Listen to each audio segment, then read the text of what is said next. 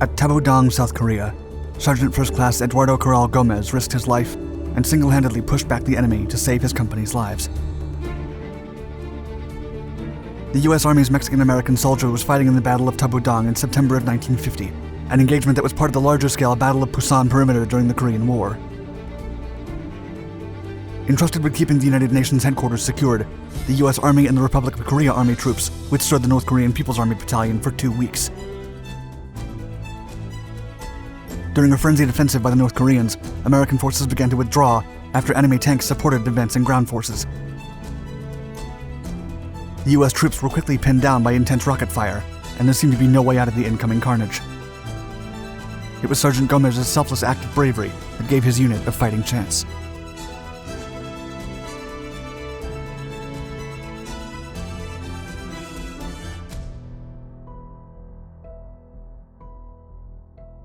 The Pusan Perimeter.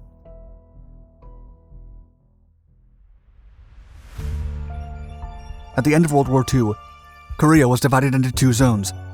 The 38th parallel demarcated the frontier between the North and South. The North fell under the Iron Curtain and gave birth to North Korea, officially known as the Democratic People's Republic of Korea. The South fell under the control and protection of the United States. It became simply known as the Republic of Korea. After futile reunification attempts, tensions at the demilitarized zone of the 38th parallel began to rise. Both countries were militarily supported by each of the 2 Cold War-era superpowers. However, the South Koreans only had a small number of American advisors to train their troops. In contrast, the North Koreans had the full support of Communist China and its thousands of soldiers and supplies. In June 1950, the North Korean Allied forces launched a treacherous full-scale offensive against the South. Approximately 90,000 soldiers stormed the 38th parallel and routed the 38,000-strong South Korean army. Unprepared and surprised by the sheer power of the advance, the Southern Army could not defend Seoul, and it was taken on June 28, 1950. The South Korean forces continued to retaliate with all they had, but the North Korean army soon had overrun the entire country except for Pusan, located southeast of the peninsula.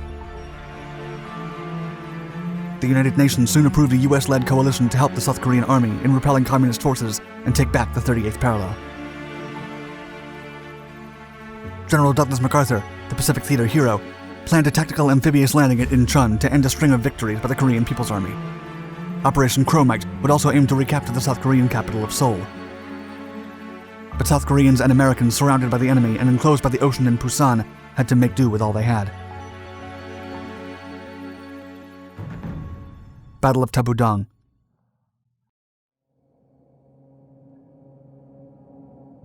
As men and supplies began to arrive at Pusan straight from Japan, the 8th United States Army was able to stabilize the Pusan Perimeter and secure the country's southeast sector.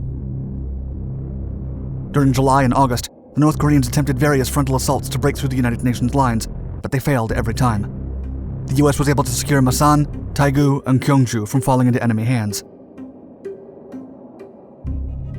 On August 20th, North Korean intelligence ordered an operation that called for 5 simultaneous attacks against the UN lines to overwhelm the defenders. The central attack would target Taegu. Based on Soviet intel, North Koreans were notified that UN forces were preparing a counteroffensive. The KPA needed to attack immediately, or they risked losing control of the entire peninsula. 4 North Korean divisions attacked Pohang-dong, Gyeongju, and the Yongchon area, while another 3 stormed into Taegu from the north and northwest. Soldiers from the U.S. 1st Cavalry Division were the sole defenders of Taegu. Covering a front of 35 miles, Division Commander Major General Hobart R. Gay kept his forces concentrated near outposts instead of leaving them scattered and vulnerable to flanking maneuvers.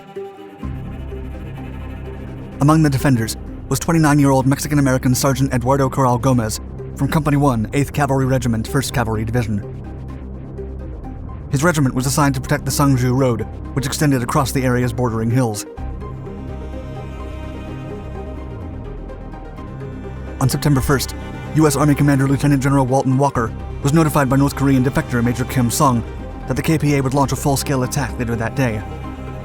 Walker then ordered the 1st Cavalry Division to attack Hill 518, the KPA assembly point. Sergeant Gomez's 8th Cavalry Regiment was tasked to conduct diversionary attacks to draw enemy forces away from the hill. Only one of the regiment's infantry company was left in reserve. On September 2nd, the U.S. Air Force fired a 40-minute strike against Hills 518 and 346.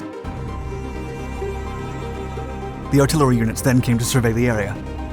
Lastly, aircraft flew over the hills and dropped napalm to burn any structures left standing. When the fire ceased, the 1st Battalion, 7th Cavalry, began to climb Hill 518. U.S. forces thought that enemy resistance would be scarce because of the artillery barrage suffered earlier, but they were wrong. The North Korean forces, firmly dug in, opened fire with mortars and machine guns when the U.S. infantrymen were near the hill's crest. Unable to hit the enemy because of the high ground, the U.S. battalion withdrew after hours of intense combat. On September 3rd, U.S. forces resumed their attack on Hill 518, but their advances were stalled by the KPA. A captured North Korean soldier warned the Americans that the hill was guarded by more than 1,200 soldiers.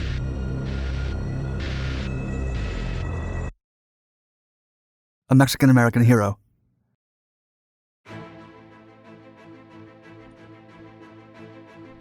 Sergeant Eduardo Gomez's 8th Cavalry retreated from Hill 740 to cut off enemy reinforcements advancing near the town of Tabu-dong. The North Korean force rapidly advanced through the area with the help of a Soviet T-34 tank. U.S. forces tried to retake Tabu-dong, but were repelled by the enemy fire.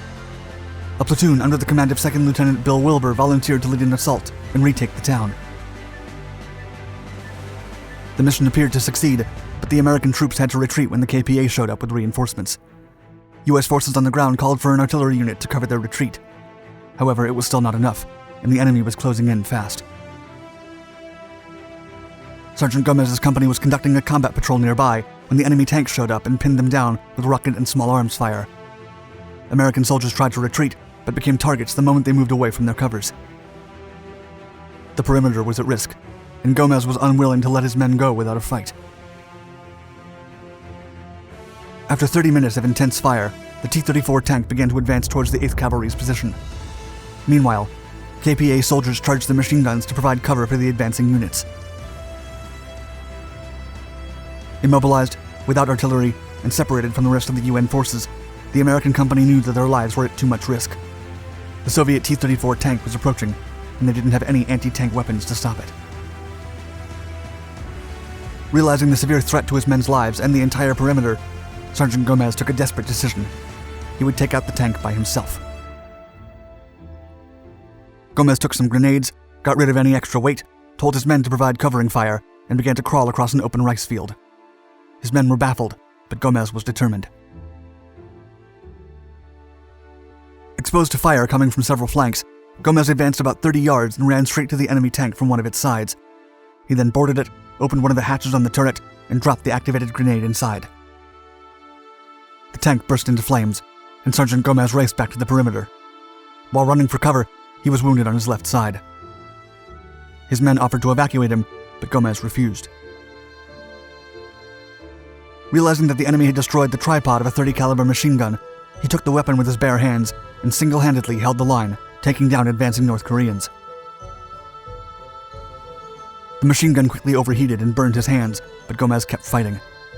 The position had become indefensible, and the entire company began to retreat now that the tank was destroyed. Gomez continued providing cover and refused to leave any men behind. Enemy casualties mounted up, and Gomez was able to retard the North Koreans' advance. He would not agree to receive medical attention until the company established new defensive positions. Thanks to Gomez's act of bravery, the perimeter was held, and the North Koreans were pushed back from the area days later. The KPA was eventually outnumbered by the Incheon landings, and the UN military forced them to cease their attacks on Tabu-dong. Only an estimated 2,000 North Koreans survived out of a 9,000-man battalion. Colonel Warren Weedhan, a retired U.S. Marine and veteran of the gruesome Battle of the Chosin Reservoir and the Korean War, once said, quote, "We do not call it the Forgotten War. We call it the Forgotten Victory."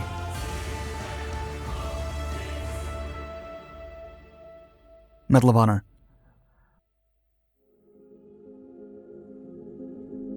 For almost 70 years, Sergeant Eduardo Gomez's heroic act went unrewarded. He died in 1972 in Mexico, proud to have served in the Korean War. Through the Defense Authorization Act, which called for a review of Jewish American and Hispanic American veterans from World War II, the Korean War, and the Vietnam War, to To make sure that no prejudice was shown in recognizing officials, Gomez was posthumously awarded the Medal of Honor in 2014. His citation reads, quote, "Sergeant Gomez's extraordinary heroism and selflessness above and beyond the call of duty are in keeping with the highest traditions of military service and reflect great credit upon himself, his unit, and the U.S. Army."